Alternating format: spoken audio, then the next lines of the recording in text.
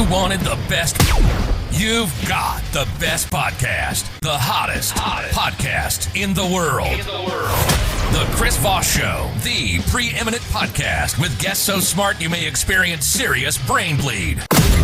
Get ready. Strap yourself in. Keep your hands, arms, and legs inside the vehicle at all times, because you're about to go on a monster education roller coaster with your brain. Now, here's your host, Chris Voss. Hi, folks. Chris Voss here from thechrisvossshow.com, thechrisvossshow.com. Hey, we're coming here with another great podcast. We certainly appreciate all of you coming by and being a part of our audience today. And welcome, of course. Go to youtube.com/Chris Voss. Hit the bell notification button. You can see all the wonderful videos we're doing. See all of our great interviews we did at CES 2022. All these great interviews of all this innovation. We're still actually doing a couple that are slated. We interview all these companies, the CEOs, just great stuff over there. And it was really exciting. Be sure to watch for what we're doing. We'll be pressing South by Southwest as press, and we'll be doing NAB show and a whole mess of shows. It looks like they're going to finally be open this year. We'll be pressing. So watch for our coverage of those shows. And you can do it for free for an unlimited time on youtube.com. Go to goodreads.com/Chris Voss. See everything we're reading and reviewing. Go to all our groups, Facebook, LinkedIn, Twitter, Instagram, TikTok. There's so many of them under Chris Voss, the Chris Voss Show channels. I can't even keep track of them anymore. Also, go see what we're up to on LinkedIn. LinkedIn is this flower that we thought was dead. It's burgeoning. We're trying to get in the new audio beta, and we have this newsletter over there. It's just like killing it that I put out daily. And it's just, I think it's like 100 new subscribers every day. It's like insane. And it comes to your email. It's awesome. Also go see our big group of 132,000 people over there on LinkedIn as well. So yeah, lots of cool stuff going on LinkedIn. Today we have an amazing gentleman on the show. Daniel Tolson is on the show with us. He has served as a consultant to more than 15,000 companies and individuals throughout Australia, New Zealand, Taiwan, Malaysia, Singapore, United Arab Emirates, Italy, Great Britain, Ireland, and both North and South America. Imagine the stamps in his passport. He's a business influencer. He impacts millions of people a year. He's studied, researched, and written and spoken for 20 years on the topics of time management, goal setting, strategic planning, sales IQ, business model innovation, and emotional intelligence. And he's here on the show with us today. Welcome to the show, Daniel. How are you? Mate, I am fantastic. Thank you for having me here. What a beautiful introduction. There you go. Thank you. Well, you guys, your PR agent wrote it for me, the bottom or something. She's a good girl. My deliveries. I'll take that. So you're coming to us with an Australian accent from Taiwan, as we talked about in the pre-show. So you are a multinational, is that the right word, person? Yeah, I think it's the international man of mystery, like the old Austin Powers, Daniel Danger Tolson. Let's find out who you are and what you do. Give us your .com so people can find you on the interweb, please. Come and check me out at danieltolson.com, DANIEL Tolson.com. That's the best place to find me on the internet. There you go. So why did you hate Australia and leave it? No, I'm just kidding. Was it the Vegemite? The Vegemite, was that what made you leave? The Vegemite, the thicker the better, but it's the bloody blowflies. Oh, the flies, you talk, and when you're an Aussie, you got to hold your top lip over your teeth so you can't let the blowflies in your mouth, and then they get up your nose. Yeah, you got to leave at some stage. Is that what they come to an island where there's no flies? I have a lot of friends in Australia, and they sent me Vegemite one time, and I did a whole YouTube video on it. And nice to Vegemite, but I love my Australian friends. So let's talk about you and what you do and how you... Well, I got a phone call at 4 a.m. in the morning. I was living in Dubai and I was part of Emirates Airline and I'd do peer support. So when there was an accident on the aircraft, I'd get called out. And I got a call one morning, 4 a.m. and they said, Daniel, it's the duty controller. This is not a peer support call. So whenever you hear the word not, you still hear peer support call. And I thought, okay, what is it? And they said, there's been an accident. It's your fiance. And I was like, oh, that's not what I want to hear. So I quickly rushed down to the hospital and there's my fiance in the stretcher in a cast from her ankle to her hip. Oh, no. And she's had an accident on the aircraft. And so for the following 2.5 years, she's in and out of surgeries, being flown around the world just to heal. And through that time, everything that I'd been learning as a coach, I started to apply in my own life. And I started to notice that through what I'd been able to help my wife with, so many other people needed to get this peace of mind, especially when they go through these traumas. And so eventually she lost her job. She came close to miscarriaging 3 times. And I was really concerned, if I am still working, am I going to see the birth of my daughter? Probably not. So I resigned from my job, co-leading a team of 17,000 people, and went in the deep end of business, head first. And so did you start your own company at that time? I'd call myself a wantrepreneur. Okay. I had left my job, and I really had this fear of losing my stability. So although I had made the decision to leave, my head and my heart were still in the Middle East. So for the first 6 months of building my business, it didn't go to where I wanted to go. And I remember saying to my wife, I can't breathe. I'm feeling sick. She said, let's take you to the hospital. So I went to the hospital, chest x-rays, blood tests, and they said, Mr. Tolson, there's nothing wrong with you. It's all in your mind. So they said, you need to go and see the psychologist. So I went and saw the psychologist, and they said, you're depressed. So although my wife had been through this trauma, I'd been through it as well, and I hadn't dealt with it. So my first 6 months in business, I really just wasted my time.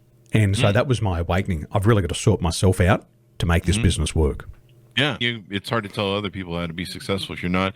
I suffered depression through my companies and my business, and I probably medicated most of it the wrong way with vodka, which is not the way to solve depression, people. Just take that PSA. It gave me something to do for between 30 and 50. But then where did you go from there? Things just went downhill, and they really went downhill really fast. So I was grieving the loss of my career. And I was angry, and I was really angry at my wife because she had an accident, and then I had resigned from my job. So by the end of the year, I'd run out of money. I spent all of my savings, and I said to my wife, we've got to leave Taiwan, and we've got to go to Australia. She said, why? And I said, because at least in Australia, I can get social security. And if I can get some money from the government, then I think I might have a good chance at really giving my business a fair crack. So we went back to Australia. We got a 10-month-old baby. And we're on social security. And this is just the first couple of years of marriage. But I made that commitment that I would succeed. And in my first 100 days in Australia, my business really exploded. So once I got back to Australia, people understood the concept. And back then, 2013, 2014, people really didn't trust the internet. People didn't really want to work online with my type of work. But face to face, the business just exploded until it collapsed after 6 months again. And then we went through some challenges. Yeah, I started to sell everything. I started to sell my TV, my furniture, my surfboards, my wetsuits, my computers. And I said, look, we've got to get back to Taiwan. We won't survive the holiday season in Australia. So we got enough money. We went back to Taiwan. I took a job teaching English. I was moonlighting. And then we lived with our grandparents. But it gave me another shot at building the business. I was just didn't want to give up, but I had to find another way to achieve success. And then what happened? Then I taught English for a while, and then I started to do webinars. And I built this little studio, and it was a Coca-Cola box, and I put soundproofing inside it, and I put my microphone in there, and I started to live stream. And nobody would turn up to my webinars. But That's how we run this show. It's like my office. And I started to do these webinars. Nobody came up, but I started to record the content and put it into ebooks. And somebody got my ebook, and they went, this is incredible. Can I buy it from you? I said, no, why don't you just hire me? And so a person hired me and spent about $100,000 with me on this book that I recorded off a webinar. And so I thought to myself, I'm just going to keep creating content and keep putting it out there. And all of a sudden I started to get the traction. I started to get recognized. I started to grow. And then I started to build a business in the United Kingdom. So I started flying from Taiwan to Sydney to the UK. And that's when I got my growth, 2015, 2016, after years of failure. That is awesome, man. Isn't it weird how just suddenly the lights click on? I call it the lights click on concept, where, you're pressing all the buttons, you're trying to make everything work, and then suddenly just you hit something, or a combination, or the putting yourself in the right moment for the opportunity to hit that you've worked hard for, and then the lights go on. You're like, I don't know what I pressed, but some worked. It's fascinating. I remember my boy, he was born in 2017, and in that first year, those kids got no motor skills, and they're like zombies, and they just slap everything. That was what it was like in business. If I can just hit that, and hopefully I get a response. That's only after the vodka. Yeah, but the judge says I can't do it anymore, so I have to stop assaulting people. I'm sorry, go ahead. Yeah, it's an interesting time where you got to try so many things. So I really knew my numbers back then. I knew that most of the businesses wouldn't succeed past 2 years. So my first goal was don't fail. It wasn't like, hey, make $1 million. It's don't fail. And I got past 2 years and I thought, okay, now I'm good. In the following 2 years, this is when you start to make a little bit of money. So I knew that in the next, from the third to the fourth year, if I made enough money and I could keep the doors open, then I could probably see it through to the fifth and sixth year. I also knew most businesses don't make a profit till the seventh year. So I knew if I could just hold on to the seventh year, most of my competitors would have fallen off. And so it was just like, I just got to hold on long enough. I used to have fingernails. They've disappeared. They've gone. But I held on long enough till I got to a stage where people just couldn't compete with me anymore because of my knowledge, because of my resiliency. I wouldn't give up. And I'd learned so much about failure that I had so many stories to tell. And I started to connect with people. So it was my best schooling. All the failure was the best schooling. And I can profit from that pain today. I've done that as well throughout my life between businesses I've started and everything else. In fact, what was funny was this last October, I turned it into a book. And like all the stories of the people who tried to sabotage me, screw me, kill me, knock me off. I'm like, all the stories that I was like, oh man, that person did that to me. They made great stories in the book. And so now I have them to tell, and where I'm like, wow, I should probably mail them all a copy of the book and be like, thanks for trying to stab me in the back. I got a book out of it. But no, this is really important because a lot of people, they see successful people and they just go, oh, he just woke up one day, had breakfast, and boom, there he was. But they don't understand that part of that failure, part of that testing, part of that trial and error is a part of doing business. I had a lot of small little failures when I started my businesses. I've had failures after when we had an empire of different companies. We try we were like, hey, let's go into computers. That's a bad idea. So you're evidently, according to your PR that was sent to me, you're considered one of the world's #1 business coaches specializing in emotional intelligence. Why? What is emotional intelligence? We should probably lay that foundation. And then why is that important? And what really helps you become #1 in that? I grew up in a very interesting business. My mum was in porn. My dad was in porn. And we owned a pawnbroking business. And nice. In the pawnbroking business, yeah, we were porn stars. I mean, you say it like it's a bad thing. I like the shock value of it. People go, porn, oh my gosh, your mother, oh. And we had to be street smart. My parents were not educated formally, so my mum was a hairdresser and my father was a farmer. And then we got into the pawnbroking business, but you had to be street. And what I noticed at that age was you had to really be able to read the emotional makeup of other people. And we would meet fascinating people. Would come in and they'd say, I can't afford fuel today. Can I get a loan on my $25,000 Rolex? And so you're trying to process this. Okay, you got a $25,000 Rolex. You can't afford fuel today. And they say, look, if I just hock my watch and get $50 for fuel, I'm going to go land $1 million deal. And so a part of you says, yeah, bullshit. But the other part says, hey, everything stacks up. The way the person speaks, the way they present themselves. This watch is obviously not stolen. So there's no risk for me. If you don't come back, I keep your Rolex. So they'd go out, they'd make $1 million deal, they'd come back and they'd spend $5,000 in the shop. And there so you you're go. like, wow. And so we saw these different people coming in, and we saw people who were generational social security families. So people who just didn't have a hope to start with, but they started to turn their life around. I've got clients who used to borrow money in the pawnbroking business who are now my consulting clients because they've built themselves multiple six-figure businesses. So at that stage, we had to be street smart. And emotional intelligence is, firstly, it's understanding who you are and why you think and feel the way that you do. Everybody tried to talk my parents out of being pawnbrokers. They said, oh, that's the scum of the earth. You're going to deal with the scum of the earth. That's a disgusting career. But my mum and dad knew who they were. They were confident within themselves. And they said, we're going to turn this into a 7-figure business. And they went and did it. Yeah. The second part of emotional intelligence is self-regulation. All of us have to face 4 big fears. The fear of being taken advantage of. If you can't solve that, you can't succeed in business. You can't hire people. You can't delegate work. A gentleman said to me today, he said, when he had a fear of being taken advantage of, he wouldn't ask for help because he thought if I ask for help, people are going to take advantage of me. So you've got to regulate these emotions. And then thirdly, it's motivation. Awesome sauce. We've got somebody chiming in, being consistent and persistent, and some wonderful comments on the show. Sensational. Both came to win, conquer, and thrive. Super inspirational. Thanks, Jenny. Hey, Jenny's a superstar. She received an award from the King of Malaysia when she was a nurse. Yeah, she's a superstar. Wow. A superstar. I haven't gotten an award from anybody. I still keep calling the Queen Elizabeth to see if she'll knight me as a sir. And she said something about how she doesn't like my Facebook posts, so whatever. But she's reading them evidently, so I don't know what any of that means. So emotional intelligence, I don't think a lot of people think a lot about this and understand the importance is. In fact, I think a lot of people are emotionally dumb. If you don't have emotional intelligence, or you're just, dumb. Some people call it emotionally disabled. Disabled. I think it's what I'm going to start saying on Facebook. That's going to be my comment reply to some people's posts. You are emotionally disabled. How does one determine where their emotional intelligence level is at? Like, how do I know where I'm at? Is there an IQ level for this? How do I determine if I've got the circle squared properly? And then how do I determine if I need more? Well, the interesting thing today, we can actually measure emotional intelligence. So just like you can test IQ, you can test your EQ.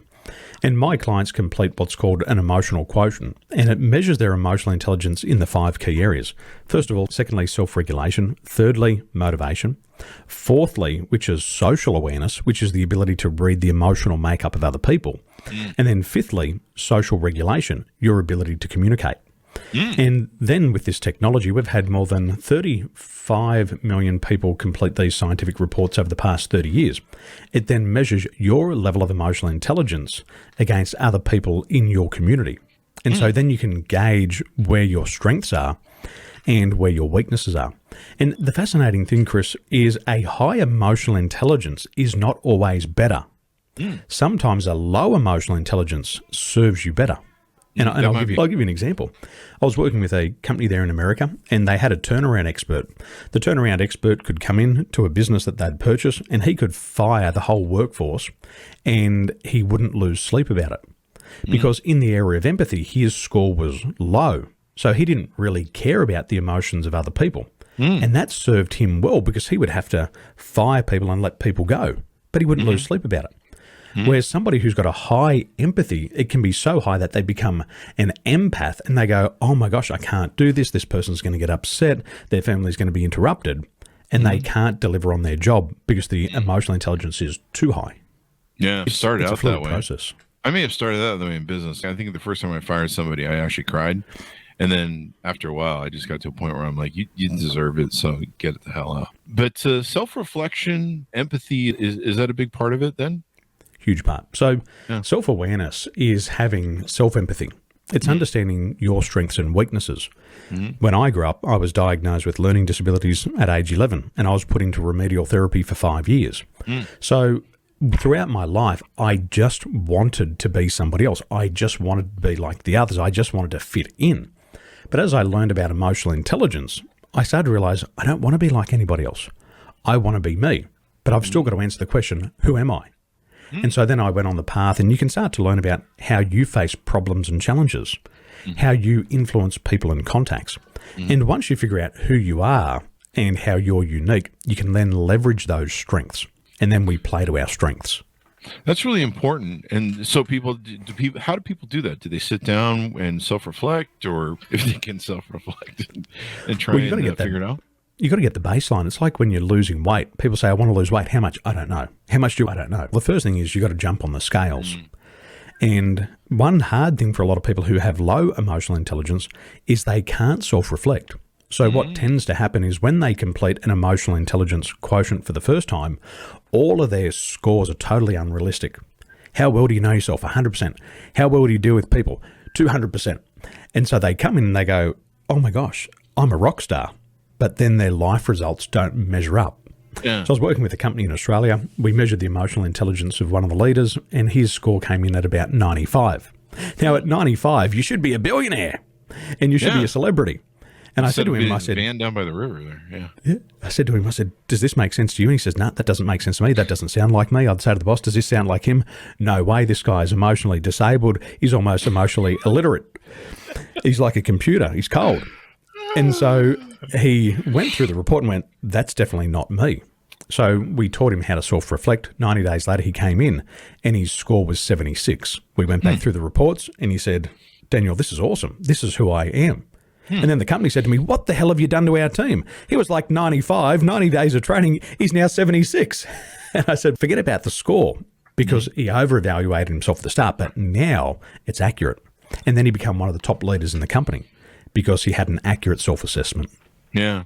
My problem isn't about self-reflecting. It's trying to figure out which one of my multiple personalities are the ones that I should self-reflect on. There's the one that says kill all the time, which the judge says I can't listen to anymore. But no, let me ask you this, because this is interesting. Women process emotion, and I think they're better at it than men are because we're a little more in our rational minds. I think we're both in different hemispheres of the brain. Are women better at this self-awareness and emotional intelligence than men? Just naturally, because I think their brain sizes for emotional processing is 30% larger than a man's. Wow. I don't know. For processing the brains, you're right. The emotions are processed in the right brain, and then the left brain is your logical and analytical brain. For me and my clients, I live in a bit of a bubble, Chris, where people who come to me are already more emotionally aware, whether they're aware that they've got fears, doubts, and limiting beliefs. So when they come to me, I get about 70% women coming to work with me and about 30% men. And my men aren't those dog type guys. They're more of that Sigma type guy who is emotionally aware already and says, hey, what's blocking me isn't my product, it's not my service. I'm my own worst enemy. So for me, I tend to see about 70% women and about 30% men. And it varies because of life experience. We have two bits of technology. We can measure emotional intelligence today through your voice frequencies. So we can get our clients to speak into a mobile phone for 90 seconds, and then we can measure their emotional intelligence through the brainwave frequencies. Wow. And what happens with life experience, if you have a traumatic event, you tend to take that event, you tend to repress it, and you put it over there where you put all the other stuff you don't want to deal with. And that can impact somebody's level of emotional intelligence. So all of our traumas have their roots in the first 5 to 7 years of our life. So depending on how many traumas a person has, it will really impact different areas. It will impact those 5 different areas of emotional intelligence. Wow. I didn't know that. I learned something new. It's phenomenal. I know that traumas are a big thing that affect our... What happens is, let's say we get 100 points of energy to use. Every time we repress an old memory with unresolved emotions, it takes a lot of energy for the body to repress the emotion and hold it down. What the body naturally wants to do is bring it up to the surface for rationalization. But people say, I don't want to think about that anymore. I don't want to go there again. Let's just repress it. A lady I was working with not long ago, we measured her emotional intelligence. We had a look at her emotional life journey. Now, your emotions and the emotional experiences actually get imprinted into the amygdala, which is a part of the brain, and it gets imprinted onto your deep subconscious level. And so when you measure this, we can see these irrational emotions still being active when we measure the brainwave frequencies. And one client, I said, hey, let's go back. We've got to figure out what was happening to you at age 5. She couldn't recall anything that was happening at age 5. And then all of a sudden, through self-reflection, she realized that she had been abused. But still, 35 years later, she's still repressing that memory. And because she couldn't understand herself, she found it very hard to understand others. So what she saw was, hey, my business is not successful. But what was invisible is that she's repressing these traumas. And again, doesn't want to be taken advantage. This is really amazing. I've known a lot of stuff, but I didn't really connect the dots, and you're connecting a lot of dots for me. I've been actually reading recently, I think I'm almost done with it, The Laws of Human Nature by, I believe Robert Greene. Yeah. And he was talking in the book about the shadow selves and trauma, and how, just like you said, the trauma of childhood can come out all sorts of different ways at you.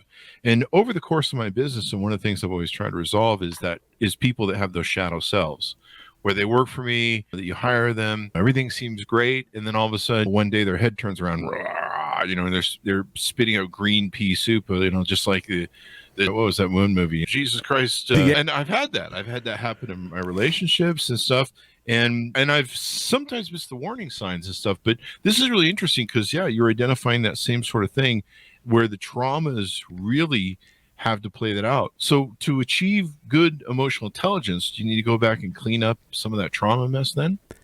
You've got to understand your past. So one of the clients I worked with recently, when we used the artificial intelligence to measure his emotional intelligence, his core emotion is romance. And I said to him, I said, hey, this is really interesting. Your core emotion is romance. Let's just understand your past. So we went back through, and the technology I have, it measures your emotional intensity from the time of birth up to your current age. And when we went back and we had a look at these emotions, his mother left his father. So he had no father. His mother went in and out of relationships with men, but he fell in love with the men. He saw all these father figures, but all these men met the mother, then left him. He went and lived with his grandparents. He loved his grandfather, cared for him, but then his grandfather passed away. And so he was always looking for love. And then once he got into his teenage years, he was just in and out of relationships. He was like a serial dater, in and out, always looking for love. And so for his whole life, he's searching for love, and he's preoccupied with that. And he can't succeed in other areas until he finds it. But then he falls in love, but then somebody's not loving him, and then he's worried, they're going to leave me. So then he sabotages his relationships, which impacts his career. And then he looks at that and he goes, Dan, he goes, you figured me out. He goes, I've been trying to solve this for years. He goes, you've done it in an hour. And then what he did was he then could learn to regulate the emotion. Because let's say we get a positive emotion. Let's say I get excited and I'm trading stocks and shares. All of a sudden I get excited. Money in, money in. But then I haven't followed my strategy and I blow it. So we've got to be mindful of the emotional intensity, and we've got to be aware of our own biases. Yeah, it's really interesting. We all do that. And it's funny because we're like trying to avoid the situation and resolve the trauma and resolve that missing part of us from their childhood. But by trying to resolve it, we end up compensating or overreacting and then driving people away, which reinforces our whole problem. And we're just stuck in this infinite loop. I remember one time I had a girlfriend, she would wake up like every night for the first few months that she moved in and have these dreams that I was cheating on her.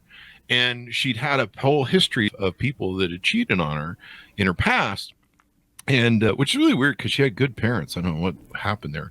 But eventually the accusations of me cheating all the time, and it wasn't just that, it started moving to other things too, but just eventually just got so tired of being accused of cheating. You're like, I should go cheat because I'm already to guilty. Fulfill your own prophecy. Yeah. For me, I just left and said, no, you got to move out and we're done here, honey. And there's a lot of other things that came out, but I think a lot of it was that core thing. And I don't know. I do know from what we're talking about here. It's interesting because she sabotaged the whole thing. I have another friend who the gal he married. I'm not picking on women here, by the way, guys. Men and women, we will both do this. But a good example that was just real extreme was this gal had been married 5 times. My friend was to the 5th. And in every relationship, he couldn't look at a woman. Like he couldn't just glance. He couldn't. If she caught his eyes, it was hell to pay. And she literally drove every husband that she was with to leave her because of the accusation of cheating. And it's all because we're trying to resolve that child thing. So I don't know. Maybe I need to, anytime I go dating, do people with business, they need to go through your emotional intelligence class, because I'm learning a lot about this lately. It's phenomenal. Another layer which people aren't aware of is that our fears, our doubts, our limiting beliefs can be passed down through the generation. So we've heard it in the Bible. They say the apple doesn't fall too far from the tree. We've heard it say the sins of the father become the sins of the son. And so with science, what they've been showing us today, that fears can be passed down through the bloodline. So you may have this irrational fear, yet you've had the perfect childhood. You've had the perfect life. It could have been passed down from your mother. It could have been passed down from your grandmother. It could have been passed down through the great-grandfather, and now it gets reactivated and triggered in your lifetime. Wow. So when I do my work, we do a lot of regression, and I met a guy in the UK, and he said to me, Daniel, I want to come to your course. And I said, come. He said, well, I got no money. I said, find a way to get here. So he sold his car. He walked in and he said, well, I'm an atheist. And I said, congratulations, I'm Daniel. And he said, well, do you know what an atheist is? I said, not really, but I'm sure you're going to tell me. He said, well, I don't believe in God. I don't believe in any of this past life stuff. Huh. And I said, well, it looks like your life's not where you want it to be. Could you have an open mind for the next 3 days? And he laughed and he said, yeah, absolutely. So we started to do a regression therapy. And he says, you wouldn't believe this. And I said, I think I'm going to. He goes, I'm recalling this memory from 2,000 years ago. Now, this guy's name's Paul. And in his mind, when he's doing the regression, he was alive 2,000 years ago. And he goes, you wouldn't believe it. I'm alive. I'm one of the followers of Jesus. And they've asked me, do I know Jesus? And I denied him. And he just started to cry. I've got it all on video. And he's starting to cry. And I said, what's the emotion? He said, guilt. So he felt he had been carrying this guilt through past lives. And as he went through other past lives, he saw all of these other experiences where this same problem kept coming back lifetime after life. Now, I'm not here to say that past lives exist. I can't prove it. But if we believe it at a subconscious level, then it's true for us. And the unconscious mind is symbolic, so it doesn't necessarily mean it happened, but the language of the unconscious mind says, hey, if you get that you've done this for the past 2,000 years, you can solve the problem today. Yeah, it's interesting about that. I don't know about that either. I know I hang out with Jesus, but he does my lawn. Or is it Jesus? Anyway, but the one thing I've been learning more and more is that even when the mind imagines stuff or envision stuff, probably is a more better word, like with TV or any other sort of medium that we consume, when we experience it, the mind doesn't know that it's not real. Like when you do, I forget what it's called, when you do forecasting vision, like Olympians will play through the mental rehearsal in their mind. A lot of these things, your mind doesn't know that sometimes they're real and you can fool it. And because of that, it's almost practice and puts you in a state where when you do finally do it, you're not like new to it. You're like, okay, we know what to do, and it kicks into gear. Can I give you the perfect example? Sure. Perfect example. A guy called me and he said, Daniel, I've got anxiety. I said, about what? And he said, I've got anxiety about cheating on my girlfriend. And I said, to me, it sounds like you want to. And he goes, no, I don't want to. And I said, so what's happening? He said, look, my girlfriend's fallen pregnant. And she said to me, don't pity me. You can leave me. You don't have to stay with me just because I'm pregnant. I'm going to keep the baby, even if you don't want to be with me. Now, he knew the relationship was over, but he couldn't deal with it. Now, he was also a yoga instructor. And so he'd have these beautiful women coming to his studio, and he was so tempted to hit on them. But so he didn't hit on them, he was jerking off 7 to 9 times a day in the yoga studio. How old was this guy again? Yeah, old enough to be in trouble. Well, he's somewhere in his 20s, clearly. Yeah. And he's going for it. And I said, what's that about? He said, if I don't have that sexual drive, I won't cheat on her. Now, when we got to the base of it, he wasn't feeling anxiety. He was feeling guilt. And there's 5 types of guilt. When you think and fantasize about breaking your own moral code, it will make you feel guilty. Because it's exactly what you said. Your mind doesn't know the difference between something that's happened and something that you actively imagine and, the final part, emotionalize it. Yeah, because that emotion is part of the visualization that you should do, right? When you That's why the mental rehearsal is so important. A lot of people just visualize, but they don't emotionalize it, so it has no power. So when you look at these Olympic athletes, and I was an Australian champion athlete, and I used to do the same process. You've got to visualize it, but then you've got to feel the success. You've got to feel yourself getting up on the podium, getting the gold medal. And that's what brings it to life, and then it activates your entire nervous system. That's amazing. So now, was the baby his, or was it not his? It was his, but he couldn't come to terms with that she was going to leave him. Did that have anything to do with his childhood either? Trauma? I never got there with him, but it could trigger off a fear of abandonment. And remember, the root cause of all of our emotions are in that first 0 to 7 years. I could give you I could give you a beautiful story that highlights it. Please do. In regression, a client says to me, she goes, Daniel, I can remember the time of conception. And I said, what's happening? She said, my father's asking my mum for sex, and he's pressuring my mum for sex. And my mum's saying, I'm fertile. If we have sex, I'll fall pregnant. We've got a child already. We can't afford to have another one. And she recalls that conversation at the time of conception. 3 months later, she recalls another one, not 3 months later, but in the same regression. 3 months after, the mother comes home, says to the father, I'm pregnant. She says, the first thing my father replied was, get rid of it. That's not something you want to remember, man. Yeah. So all of her life, what did she struggle with? She struggled with rejection and abandonment. And it was the thing that she had just to keep learning to solve over and over and again. Now, this is in a regression. This is at a live event. We've got this recorded. And then I said, look, go home and ask your mother. Now, interesting thing, I've known this woman for 30 years. I know her family, but we don't know the inner workings of the family. She went home. She asked her mum. She said, Mum, I need you to be really honest with me. I had a regression at this event. This is the first memory. conception, her mother validated the conversation. Wow. She said to her mum, this is what happened at 3 months. The mother just broke down emotionally and started crying. She said, who told you that? She said, I remembered it. Now, her father's dead, but the mother recalled everything. Wow. And so later on in life, her father was diagnosed with cancer. And inside of her, she's still trying to prove love. And she said to herself, nobody should have to die alone. And within about 6 months, she had been diagnosed with cancer herself. Wow. And she said to me, Daniel, at a subconscious level, I'm still trying to prove to my father that I'm worthy of his love. That's insane. That's crazy. But that's how the human brain works. I remember Neil Peart, the drummer for Rush, his daughter, his only daughter, they only had one child. His daughter was going off to college, and she rolled through the midsection of a freeway and was crushed and passed away. And the mother was so heartbroken. There was no other children. That was the one child, and so distraught that she literally within 6 months got cancer and died. Just like that. She basically just almost willed herself, it seemed to be, to die. And you hear that a lot too. A lot of old couples that have been around forever, one person dies, the other person dies. It's almost like they will themselves. The mind is a powerful thing, which is really interesting when you think about it destroying its own self. But I guess in the world of the mind, you can do whatever you want.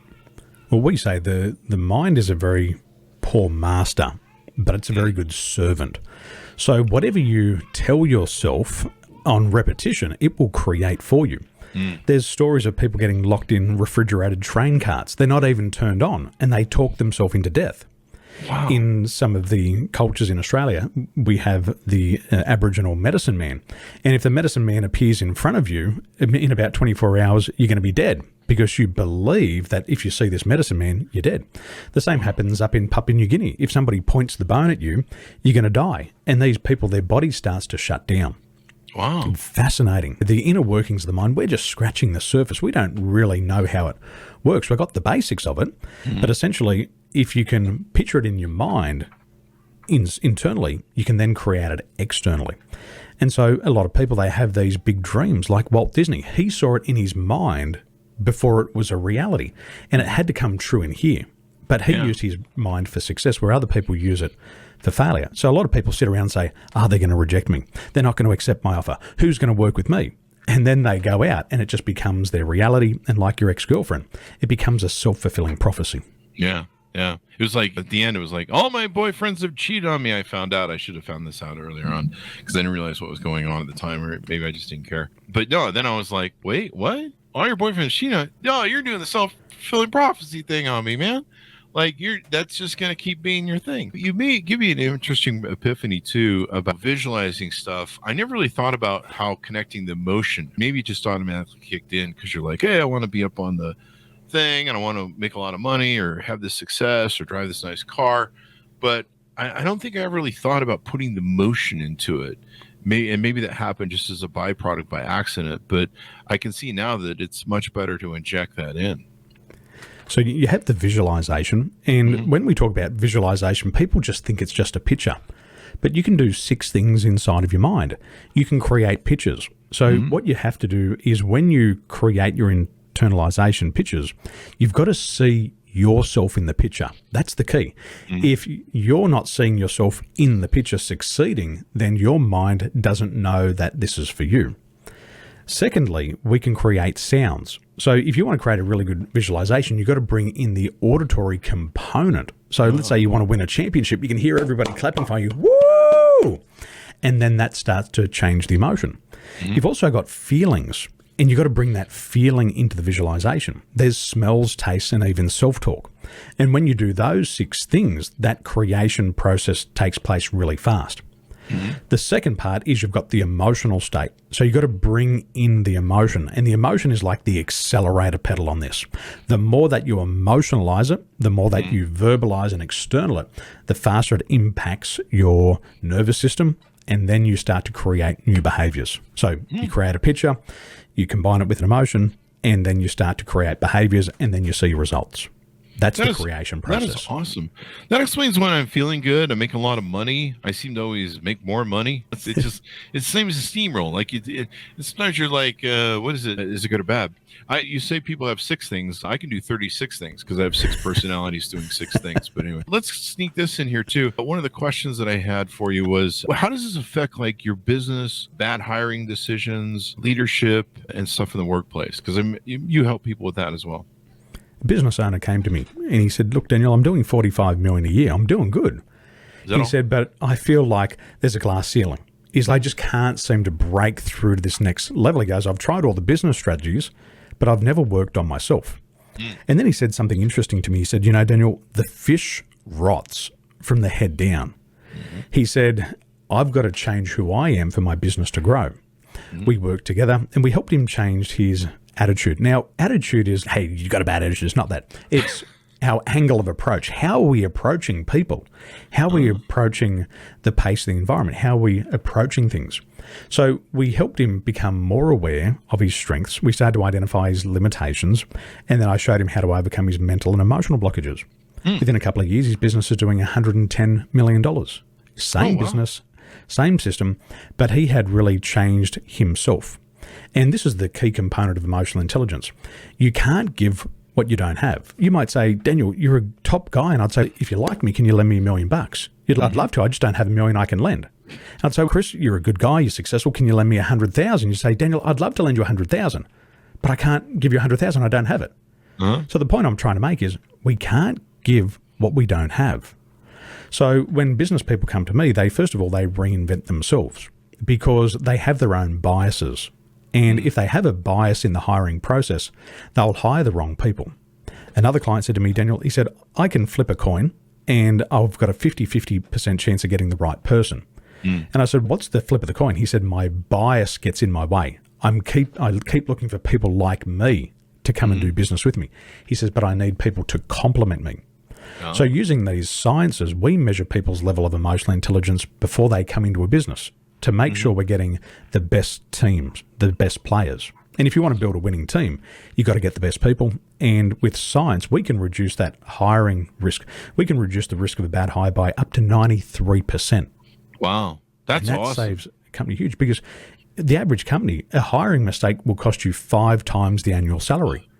So if you're paying them $100,000 and you get a hiring mistake, then you're going to lose $500,000. But it takes you 16 weeks to get that person out of your business.